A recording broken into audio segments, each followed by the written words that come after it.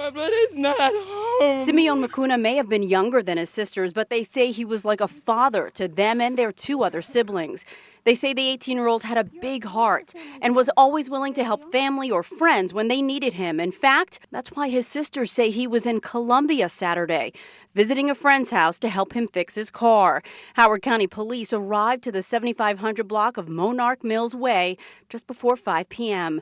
Detectives say the 18-year-old was shot and killed in the parking lot. Police say the suspect, 23-year-old Shondell Weems, fled to his apartment after the deadly shooting, but eventually surrendered without incident.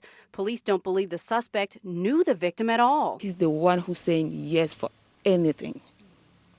Even at school, he plays soccer, he liked play like guitar, he liked music. This was a kid that kind of transcended, cliques or social groups, and somebody that made a positive impact really wherever he was. Makuna was a senior at Richard Montgomery High School in Rockville. His principal says he was just months away from graduating and was applying to college to pursue the arts. He also played on the varsity soccer team. Tonight, his coach described him to me as, quote, an incredible inspiration and someone who showed us all how to live. Leslie?